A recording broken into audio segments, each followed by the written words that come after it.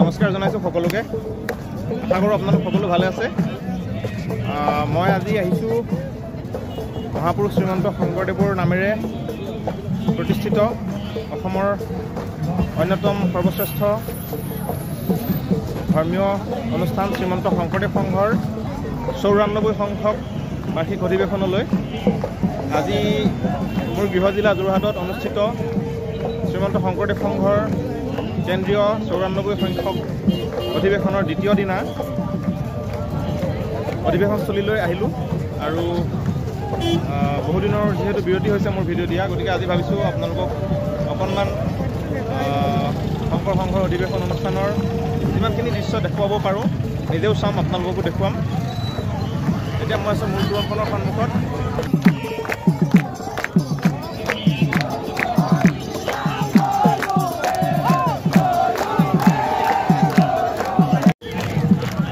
মূল তোৰণখনেদি এতিয়া ভিতৰলৈ যাবলৈ চেষ্টা কৰিম।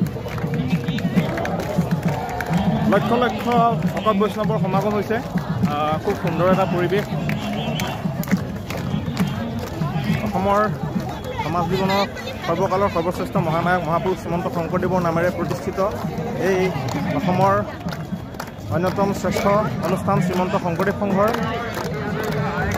এই ৯৪ সংখ্যক বাৰ্ষিক অধিৱেশন। শ্ৰীমন্ত শংকৰদেৱ সংঘৰ প্ৰাক্তন পদাধিকাৰ শ্ৰদ্ধাৰ পীতাম্বৰ গোস্বামীদেৱৰ সোঁৱৰণত এই তোৰণখনি নিৰ্মাণ কৰা হৈছে আৰু শংকৰদেৱ সংঘৰ সকলোৰে পূজনীয় শ্ৰদ্ধাৰ বৈষ্ণৱ পণ্ডিত সোণাৰাম চুতীয়াদেৱৰ নামেৰে এই সমন্বয় ক্ষেত্ৰক নামাকৰণ কৰা হৈছে। এয়া হৈছে মহবন্ধা এৰালতলী পথাৰ। মহবন্ধা এৰালতলী পথাৰত ৬, ৭, ৮ আৰু ৯ এই 4 দিনীয়া কাৰ্যসূচীৰে ৬, ৭, ৮, ৯ ফেব্ৰুৱাৰী এই 4 দিনীয়া কাৰ্যসূচীৰে শংকৰ সংঘৰ অধিৱেশন অনুষ্ঠান ভাগি খুব বিশাল আয়োজনেৰে ইয়াত আয়োজন কৰা হৈছে। লক্ষ লক্ষ ভকত বৈষ্ণৱৰ সমাগম দেখা পাইছে। এয়া শংকৰ সংঘৰ সেৱা বাহিনীৰ বাপসকলৰ আদৰণীয় অনুষ্ঠান। মূল তোৰণৰ সন্মুখত সেৱা বাহিনীৰ বাপ আইসকলৰ আদৰণীয় অনুষ্ঠান। যেনিয়ে চাই তেনিয়ে কেৱল ভকত আইসকল, ভকতসকল আইসকল।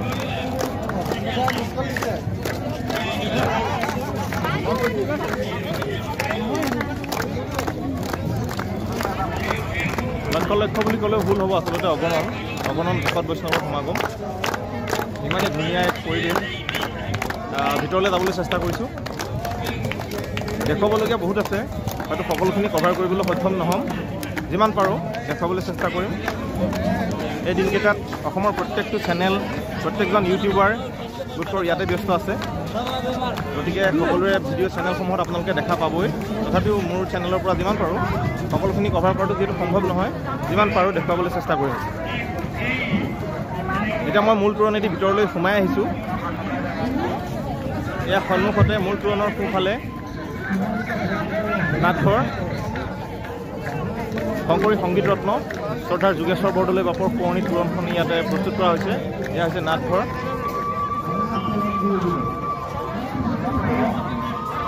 লক্ষ লক্ষ ভকত বৈষ্ণৱ।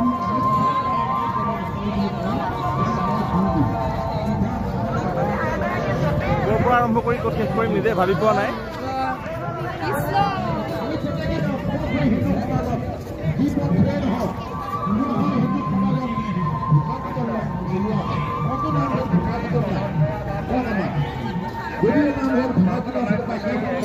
এই অধিৱেশন অনুষ্ঠানৰ মূল আকৰ্ষণ শ্ৰীমন্ত শংকৰদেৱ সংঘৰ ৯৪ সংখ্যক বাৰ্ষিক অধিৱেশনৰ নামঘৰ ভাগ। এয়া আপোনালোকক দেখুৱাইছোঁ। এই নামঘৰৰ যি তোৰণ, নামঘৰৰ তোৰণ প্ৰাক্তন পদাধিকাৰ ঋষেশ্বৰ দলৈ বাপৰ নামত এই তোৰণখনি তেখেতৰ সোঁৱৰণত নিৰ্মাণ কৰা হৈছে।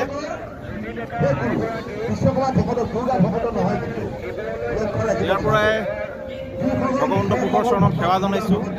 মহাপুৰুষ শ্ৰীমন্ত শংকৰদেৱে দেখুৱাই যোৱা আদৰ্শৰে অসমৰ সৰ্ববৃহৎ ধৰ্মীয় অনুষ্ঠান শ্ৰীমন্ত শংকৰদেৱ সংঘই যি এক আধ্যাত্মিক আন্দোলনৰ ধাৰা অব্যাহত ৰাখিছে, তাৰ প্ৰতিফলন এই বাৰ্ষিক অধিৱেশনত খুব সুন্দৰ আৰু স্পষ্ট ৰূপত দেখিবলৈ পোৱা যায়। খুব সুন্দৰ ভাগৱত ব্যাখ্যাও চলি আছে, গতিকে সকলোখিনি দেখুৱাবৰ কাৰণে অকণমান চমু কৰিছোঁ আৰু বাকী দৃশ্যসমূহ দেখুৱাবলৈ চেষ্টা কৰিম।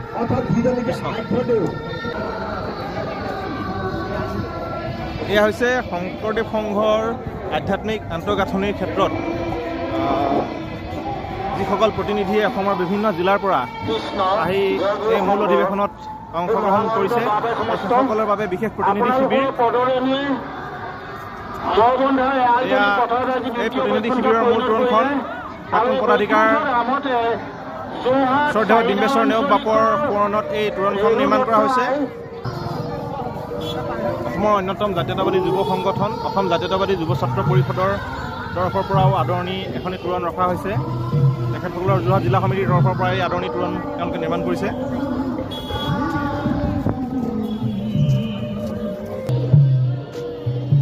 এইখন হৈছে মূল সভা মণ্ডপ। প্ৰাক্তন পদাধিকাৰ প্ৰয়াত শ্ৰদ্ধাৰ তীৰ্থনাথ গোস্বামীৰ দেৱৰ সোঁৱৰণত এই সোঁৱৰণি মূল মঞ্চভাগ নিৰ্মাণ কৰা হৈছে আৰু এই তোৰণখনি মূল সভা মণ্ডপৰ মূল তোৰণখনি প্ৰাক্তন পদাধিকাৰ শ্ৰদ্ধেয় নীলমণি ফুকন বাপৰ সোঁৱৰণত এই তোৰণখন নিৰ্মাণ কৰা হৈছে আৰু মূল সভা মণ্ডপখন কিমান সুন্দৰ আৰু আটকধুনীয়া ৰূপত প্ৰস্তুত কৰা হৈছে দেখিলে নিশ্চয়কৈ অনুভৱ কৰিব পাৰিব।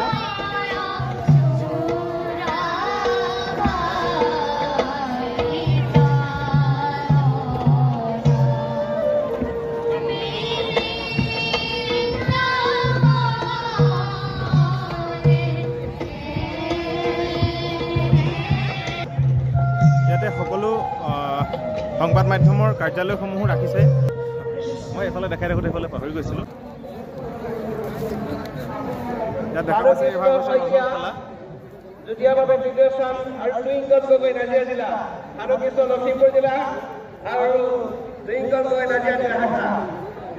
যিমান পাৰিম দেখুৱাবলৈ চেষ্টা কৰিম। এয়া হৈছে একেলগে 10,000 ভকত বৈষ্ণৱক আপ্যায়ন কৰিব পৰাকৈ এই বৈকুণ্ঠস্থলীত বৰপ্ৰসাদ ৰান্ধি থকা ৰন্ধনশালা। ইয়াৰ পৰাই ভকত বৈষ্ণৱক আপ্যায়নৰ বাবে ৰন্ধন প্ৰকৰণৰ ব্যৱস্থা কৰা হৈছে। যিমান দূৰলৈকে দেখা পোৱা যায় কেৱল ভকত বৈষ্ণৱ আৰু আই মাতৃসকলৰ শাৰী। এই যে দেখা পাইছে দীঘলীয়া শাৰীটো, এই শাৰীটো হৈছে মহাবৈকুণ্ঠস্থলীত একেলগে এমুঠি বৈকুণ্ঠৰ ভঁৰালৰ বৰপ্ৰসাদ গ্ৰহণ কৰিবৰ বাবে সকলো একেলগে বহি একেলগতে 10,000 ভকত বৈষ্ণৱে বৈকুণ্ঠস্থলীৰ বৰপ্ৰসাদ গ্ৰহণ কৰিবৰ বাবে ইয়াত তেখেতসকলে দীঘলীয়াকৈ শাৰী পাতিছে। আৰু এই বৈকুণ্ঠস্থলীৰ বিশেষত্ব এয়ে যে ইয়াত একেলগতে বহু চৰ্চিত এই ভোজনালয় ভাগত একেলগতে মহাবৈকুণ্ঠস্থলীৰ মহাবৰপ্ৰসাদ ভাগি 10,000 ভকত বৈষ্ণৱে একেলগে গ্ৰহণ কৰিব পাৰিব। আৰু এই হেঁপাহ আৰু এই ধাউতিত বাপসকল আৰু আই মাতৃসকলে কিমান সুন্দৰকৈ শৃংখলাবদ্ধভাৱে ইমান দীঘলীয়াকৈ শাৰী পাতি আছে, দেখিলে মনোমোহা এটা দৃশ্য। প্ৰায় 1 কিলোমিটাৰ দীঘলীয়া এটা শাৰী পাতি আছে তেখেতসকলে।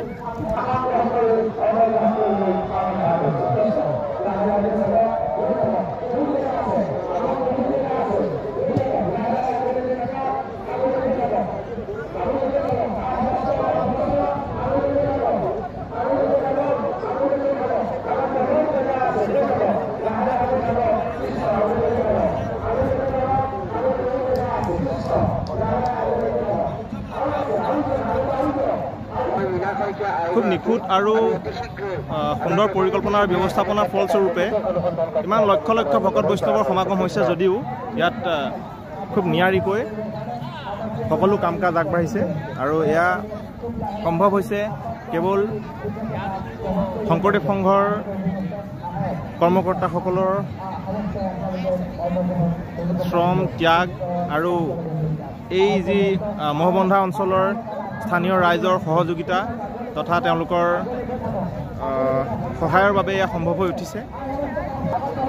প্ৰায় আমি নিজে দেখা অৱস্থাতে প্ৰায় 3 মহীয়া এটা পৰিকল্পনাৰ অন্তত আজি আমি দেখা এই ৰূপটো দিবলৈ সক্ষম হৈছে। এয়া হৈছে যোৰহাট জিলাৰ বিভিন্ন আঞ্চলিকৰ শিবিৰসমূহ আৰু অসমৰ আন জিলাসমূহৰ শিবিৰ ক্ৰমান্বয়ে এইফালে আমি দেখিবলৈ পাম।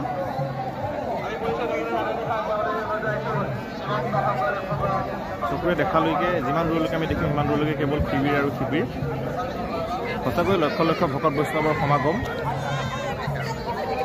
শ্ৰীমন্ত শংকৰদেৱ সংঘৰ এই অধিৱেশনৰ যি আভ্যন্তৰীণ আন্তঃগাঁথনিৰ বাবে প্ৰতিনিধি সভা আয়োজন কৰা হয়। সেই প্ৰতিনিধিসকলক থকাৰ সুবিধাৰ্থে এই প্ৰতিনিধি শিবিৰ নিৰ্মাণ কৰি দিয়া হৈছে আৰু এই প্ৰতিনিধি শিবিৰ পুণ্যশ্লোক ৰমাকান্ত মুখিয়াৰ আটাৰ সোঁৱৰণত এই সোঁৱৰণি তোৰণভাগ নিৰ্মাণ কৰা হৈছে। এই প্ৰতিনিধিসকল হৈছে শ্ৰীমন্ত শংকৰদেৱ সংঘ নামৰ অনুষ্ঠানটিক সজীৱ কৰি ৰখা, সক্ৰিয় কৰি ৰখা, ধৰি ৰখাৰ প্ৰকৃত কাণ্ডাৰী। এখেতসকলৰ ঐকান্তিক প্ৰচেষ্টা আৰু এখেতসকলৰ ইচ্ছা আৰু তেওঁলোকৰ সেৱাৰ মানসিকতাৰ বাবেই শ্ৰীমন্ত শংকৰদেৱ সংঘ নামৰ এই অসমৰ ধৰ্মীয় অনুষ্ঠানটিয়ে অসমৰ সৰ্বস্তৰৰ ৰাইজৰ মাজত সমানে প্ৰাণ পাই উঠিবলৈ সক্ষম হৈছে। গতিকে এই প্ৰতিনিধিসকলে এক অৰ্থত ক'বলৈ গ'লে শ্ৰীমন্ত শংকৰদেৱ সংঘৰ মূল চাবিকাঠি আৰু তেখেতসকলক ইয়াতে ৰখাৰ ব্যৱস্থা কৰিছে।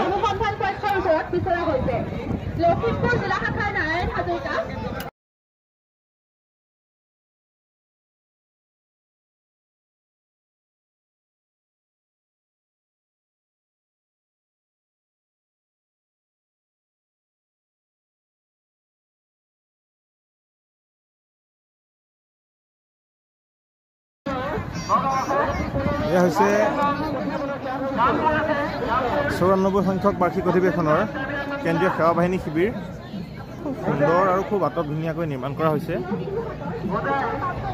এই সেৱা বাহিনী শিবিৰ মহাপুৰুষ গুৰু শ্ৰীমন্ত শংকৰদেৱৰ পৰম ভকত তথা সকলোতকৈ প্ৰিয় শিষ্য মাধৱদেৱৰ নামেৰে বহাৰপুৰ বুলি এই শিবিৰ ভাগি নামাকৰণ কৰা হৈছে।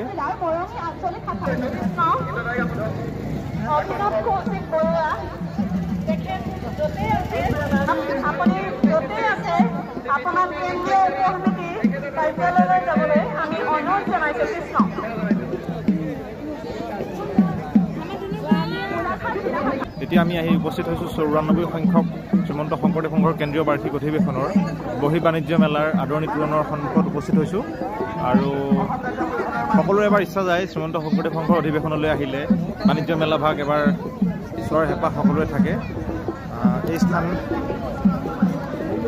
প্ৰয়াত কলীয়া বৰা আৰু ভুৱেশ্বৰী বৰাৰ সোঁৱৰণত আদৰণি তোৰণখন নিৰ্মাণ কৰি পেলাই সমূহ ভকত বৈষ্ণৱক বাণিজ্য মেলালৈ আদৰিছে। এই তোৰণভাগী সাহিত্যাচাৰ্য সৈয়দ আব্দুল মালিক ডাঙৰীয়াৰ সোঁৱৰণত নিৰ্মাণ কৰা হৈছে।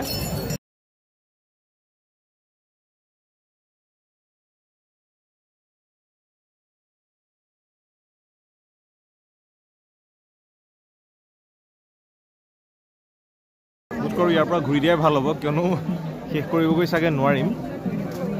চকুৰে মনিব নোৱাৰালৈকে কেৱল হস্ততাঁত আৰু বস্ত্ৰশিল্পৰ প্ৰদৰ্শনীকে দেখা পাইছোঁ আৰু গ্ৰন্থমেলা ভাগলৈও যাবলৈ বাকী আছে। গতিকে আমি ইয়াৰ পৰা ঘূৰি দিব বিচাৰিছোঁ। এয়া হৈছে শ্ৰীমন্ত শংকৰদেৱ সংঘৰ ৯৪ সংখ্যক বাৰ্ষিক অধিৱেশনৰ গ্ৰন্থমেলা। চকুৰে মনিব পৰালৈকে কেৱল গ্ৰন্থমেলাৰ কিতাপৰ দোকানৰ ভিৰ আৰু ইয়াত সহস্ৰ নহয় প্ৰকৃততে হাজাৰ হাজাৰ গ্ৰন্থ অনুৰাগী ভকত বৈষ্ণৱ আই মাতৃ ভিৰ দেখা পোৱা গৈছে। এয়া হৈছে পুৰণা অসমৰ আপুৰুগীয়া তথা অমূল্য সম্পদ সাঁচিপাতৰ পুথিৰ কিছু নমুনা। ইয়াতে এই শ্ৰদ্ধেয় বাপজনাই এই বিষয়ে গৱেষণা কৰি আছে আৰু ৰাইজৰ দৰ্শনাৰ্থে তেওঁ ৰাখিছে ইয়াতে।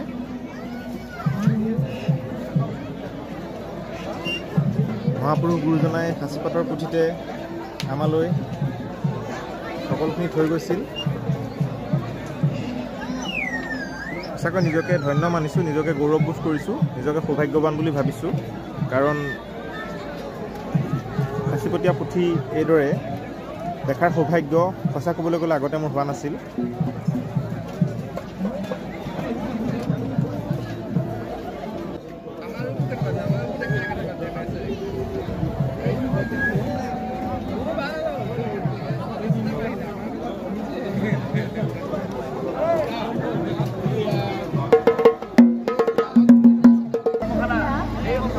চাই শেষ কৰিব নোৱাৰি, হেঁপাহবোৰ নহ'ব।